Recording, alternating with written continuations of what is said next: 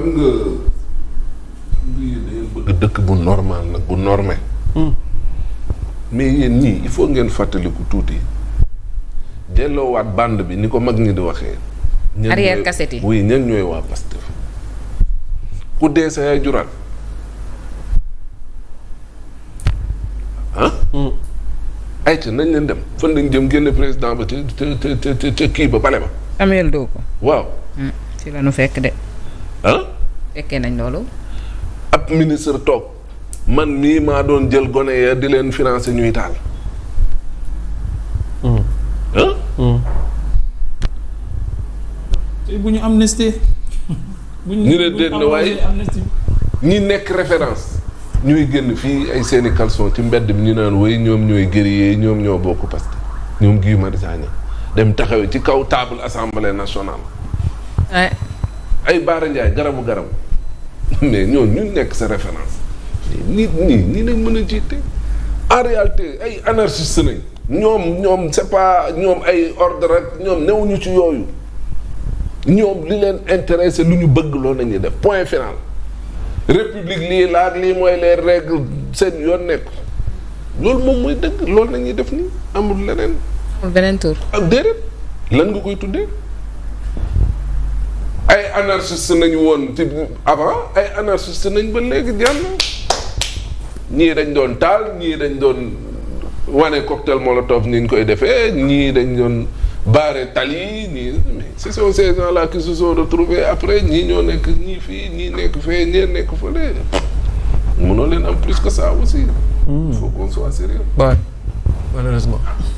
mais concernant la loi tout de même. oui maintenant waroon nañu li jëm ci warum loi bi. yéen waroon nañu gën a intelligent que lii parce que ba ñu faloo ba léegi wax leen ma foo xam ne rek nee ngeen nii moom vraiment ils ont fait preuve. d'intelligence. waxuma sax d'intelligence mais d'élégance sax au moins ñoom lu ñu bëgg nañuy def lu ñu sentir nañuy def nu leen neex nañ koy defee xas nit ñi saaga nit ñi tuumaal nit ñi sosal nit ñi et puis la vie continue du mujj fenn. téléphone day daanu sax ñu ne Macky Sall la. loolu la ñu waxoon dañu ko sa téléphone daanu ba yàq sa Macky Sall. ouais. pour te dire que c'est des gens yoo xam te ne nii seen yoon nekku ci l'essentiel c'était d'arriver au pouvoir ñi ngi fa maintenant après nañu xool nu ñuy gérer nguur gi ku nekk la nga mën a am nga am ko ci bu ñu paree après ñu xool ni ñuy def. léegi nag li xew ci wàllum loi bi seen doxalin la ils ont toujours marché comme ça noonu la ñuy doxalee noonu la ñuy gisee gis nañ ne way il faut ñu forcer barrage yi quitte à ce que comme l'a rappelé Ahmed ku mënti doon sax Sénégal bu ñu bëggee sàcc nañ ko fal suñu yoon nekku ci mbirum compte max nit koo xamante ne nii dañ lay wër wuyu suñu yoon wuyu juwoo fan nga nekk ñu lay wër ñëw ni ne waaw kon war nga mën a bokk ci élection pour gagner réew ma kooku de réew ma justice mënu faa am moom. loi bi day rétroagir oui loi bi il faut mu rétroagir mooy il faut mu dellu si waat ci peine yoo xamante nii yoo xam ne prononcé nañ ko ba pare définitive nga ne non le justice ba liggéey lépp nañ ko football fële. est-ce que du looloo waral kon xëy na une tribune bu tay bi Mamadou parce que wax nañ ni Pastef acte son forcing contre la volonté. Oui. de Diomaye ça signifie que dañu mettre en cause lépp loo xamante ni mooy procédure légale bu nit war a jaar pour jàllale ab loi. wala non procédure bi légale na de.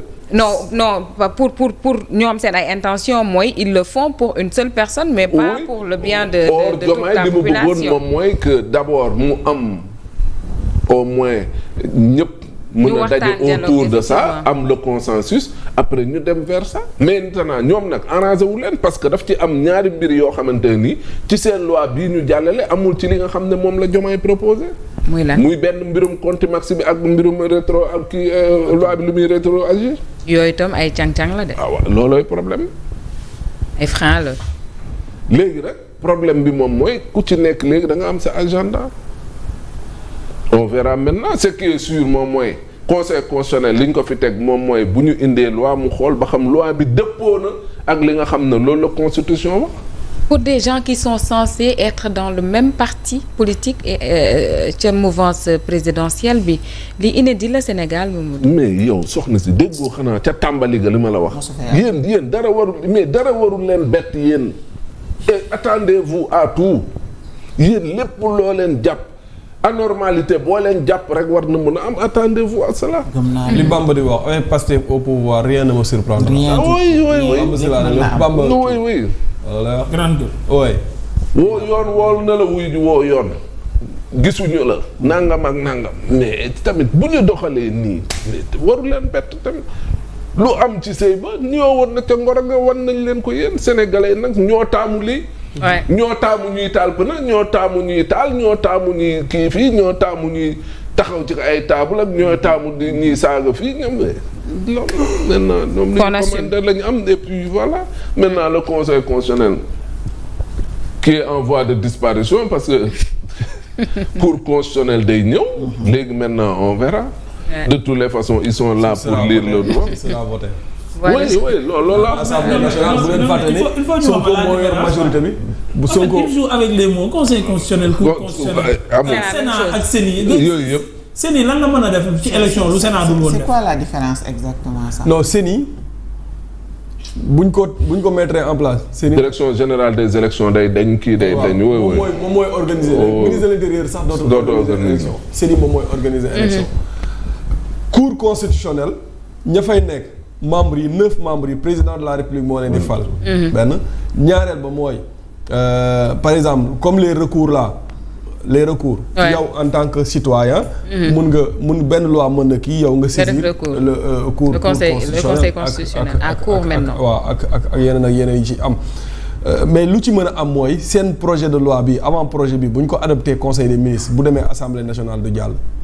crise institutionnelle bu garaaw ngay gis loolu nag ñoom seen biir ñoom ñooy xeex te Amidou Anne dafa wax sànq RFM lu am solo mu ne Bassirou Faye bu mu yaakaar ne ñun ñoo koy xeexal ñoom waa APR ñoo koy xeexal ñoom dañuy xeex ñoom seen biir nañu xeex ñoom seen biir loolu ñoom la parce que ñoom ñëpp benn lañ quoi c'est le Pastef en réalité donc ñoom ñooy xeex seen biir léegi nag xeex bi su Bassirou Diomaye Faye demee conseil des ministres ñu adopté ces avant-projets là ñu yóbbu ko assemblée nationale Bara Ndiaye dégg nga démb li mu wax te loolu mu wax noonu député yëpp yu Pastef fii loolu la ñuy wax mooy maanaam loi bu mu fi indi nañ ko saytuwaat loi la boo xam ne dañ moo tëgg ndëgg sërëx pour Ousmane Sonko donc s'il amène les lois à l'Assemblée nationale attends-toi à ce que le PASTEF ne vote pas la loi. Et si le PASTEF ne vote pas ça veut dire que ce sera rejeté. Crise institutionnelle bu garaaw am foofu noonu après ñoom naag bon. c'est-à-dire man pour man nga baal ma après nga yeggali. pour man war nañoo yegg foo xamante ni le président de la République war na am sañ-sañu tas assemblée nationale à tout moment. ouais mais mooy sàkkuteefu d'ailleurs. Anta Babacar ak Djimo Souare. je vais te dire ça c'est l'une des raisons pour laquelle il y a cette précipitation là. ñoom yéen da ngeen naan 2029. ñoom dañu yaakaar ne assemblée bi Diomaye da koy dissoudre décembre. justement looloo nekk seen xel. ñoom dëkkante gii loolu la ñuy daw nii. parce que xam nañ ne le gars il va dissoudre l'Assemblée. ça a tout l'air maintenant nag loolu tax loi bi ñu koy paraxee balaa 2029 au moins waa ji législative yi mu mën a taxaw conduire listam. ah oui. ayca léegi nag loolu moom moo tax ñuy dangi 2029 après dina ñëw mais li wérte leer moo di ne yii ñu nekk nii seen loi bi dinañ leen ko delloowaat ne leen dem leen ngeen saytuwaat ko. Aïcha en attendant xëy na ñu leen koy delloo on va parler des activités judiciaires Farba Ngom est libre en taf-taf rek Ndella Madior obtenir na ab liberté provisoire feuse malgré le réquisitoire du procureur parce qu'il faut dire que procureur dafa sàkku parce que ñu denc Ndella lu tollu juróomi ati kaso tout sur la folle journée judiciaire d'hier wax naa leen qu'en parallèle Pape Malick Ndour reste toujours sous résidence surveillée fële ca këram en attendant parce que dañu confirmer mandat de dépôt am. loolu tamit jaaxal na ma torop de. parce que man dama dégg Pape Malick Ndour mandat de dépôt la ñu confirmer après ngoon gi ma gis ko mu def entretien ma ne mais qu'est-ce qui se passe. après ñu ne ma nga këram résidence surveillée. am na ñu ne bracelet bi ak. tekki nañ attendez-vous à ce que heure bu leen neexee mën nañ dem jëli ko yóbbu ko